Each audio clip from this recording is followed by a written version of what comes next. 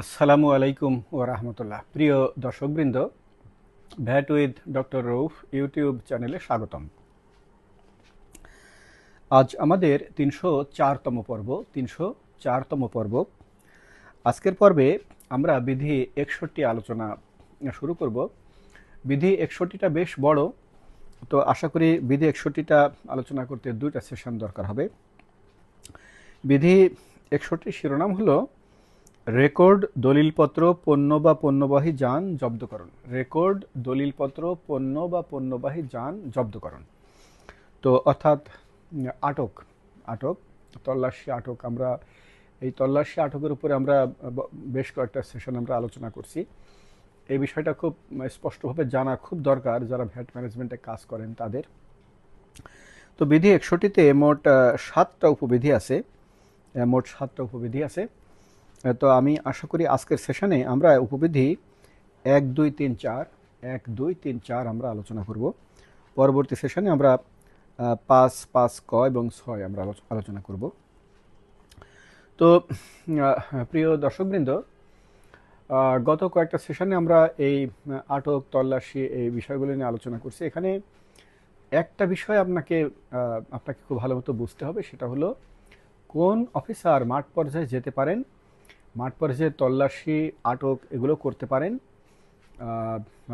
আর হলো তল্লাশি আটকের পদ্ধতি কি, তারপর আপনার করণীয় কি, এই একটা বিষয়। আর একটা বিষয় হলো যে কোন অফিসার মাঠ পর্যায়ে যেতে পারেন কিন্তু তিনি তল্লাশি আটক করতে পারেন না, তিনি কি করতে পারেন। আর যে অফিসার মাঠ পর্যায়ে যেতে পারেন, তল্লাশি আটক করতে পারেন, সেই অফিসারকে কোন অফিসার ক্ষমতা প্রদান করে। এই বিষয়গুলো সম্পর্কে খুব স্পষ্ট ধারণা আপনার থাকতে হবে। যদি আপনার বিশেষ করে করদাতাদের একটু এই ধারণাগুলো আরও বেশি স্পষ্ট থাকতে হয়। দীর্ঘদিনের কর্মজীবনে আমি দেখেছি যে আসলে এই বিষয়গুলো সম্পর্কে পরিষ্কার স্পষ্ট ধারণা নেই, যার ফলে সঠিকভাবে তিনি ব্যবস্থাপনা করতে পারেন না।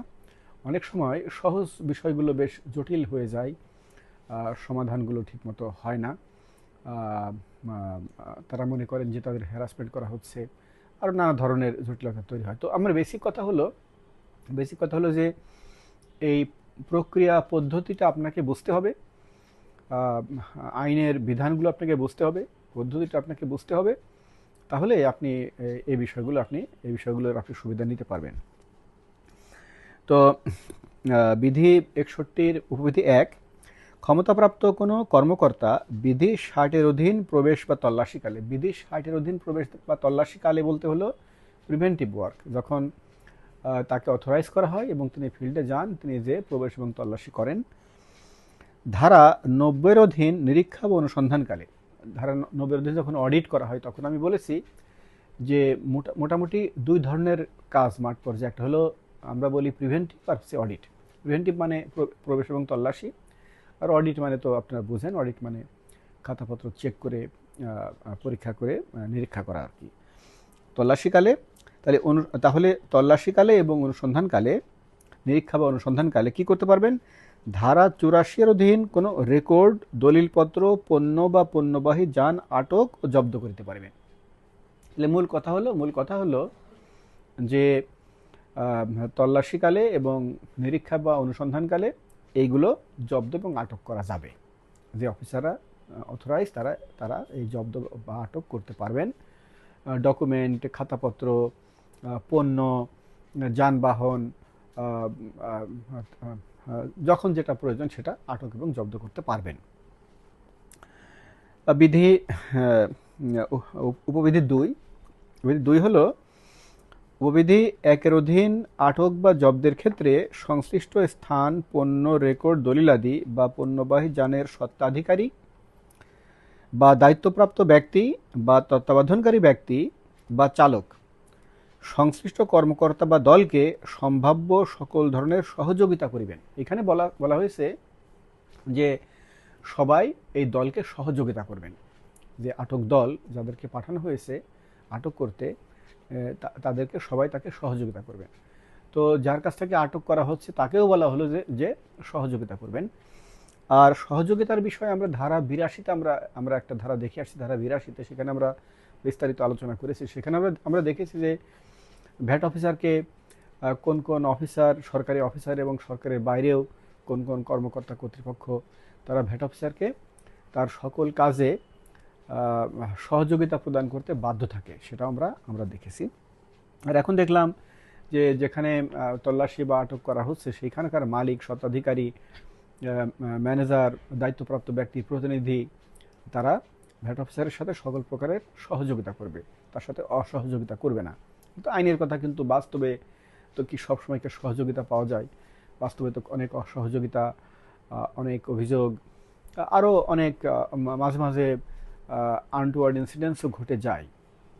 তো মোট কথা হলো যে উপবিধি 2 বলা আছে যে এই আটক কর্মকর্তাদেরকে সহযোগিতা করতে হবে। উপবিধি 3, সংশ্লিষ্ট কর্মকর্তা ফর মূসক 12.3-এ একটি জব্দ তালিকা তৈরি করিয়া, একটা জব্দ তালিকা সিজার লিস্ট তৈরি করতে হবে।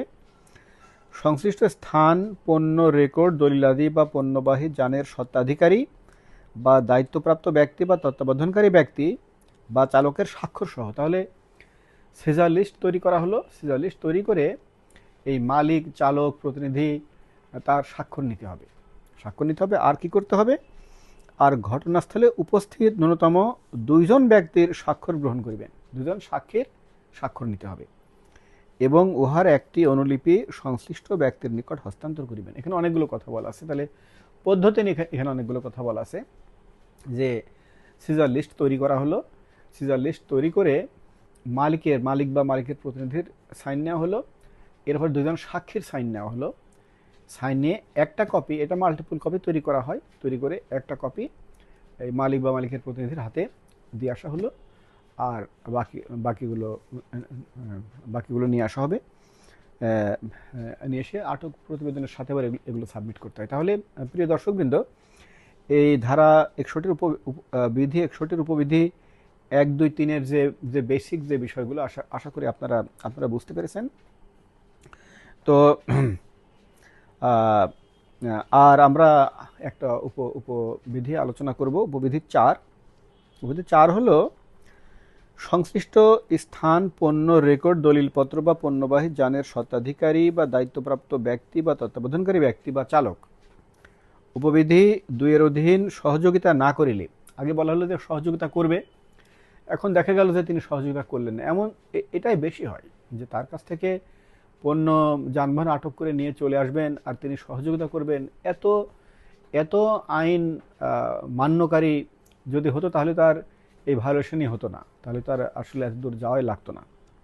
সহযোগিতা না করিলে বা উপবিধি 3-এর অধীন উপস্থিত ব্যক্তি জব্দ তালিকায় স্বাক্ষর প্রদানে অস্বীকৃতি জানাইলে, তাহলে মালিক বা মালিকের প্রতিনিধি সহযোগিতাও করছে না, তারাও স্বাক্ষর করছে না, কোনো সাক্ষীও স্বাক্ষর করছে না। যদি এমন হয়, উপস্থিত ব্যক্তির স্বাক্ষর ব্যতীত প্রস্তুতকৃত জব্দ তালিকা বৈধ বলিয়া বিবেচিত হইবে। এমন যদি হয় যে আসলে স্বাক্ষর করানো সম্ভব হচ্ছে না, তাহলে সাক্ষীর স্বাক্ষর ছাড়াই এই জব্দ তালিকা বৈধ বলে গণ্য হবে, মামলা ফাইল করে দেওয়া যাবে। আসলে মাঠ পর্যায়ে প্র্যাকটিক্যালি দেখা যায় যে এমন কখনো হয় না যে জব্দ তালিকায় সাইন করছে না, সাইন করে না, এরকম আমি কখনো দেখি নাই।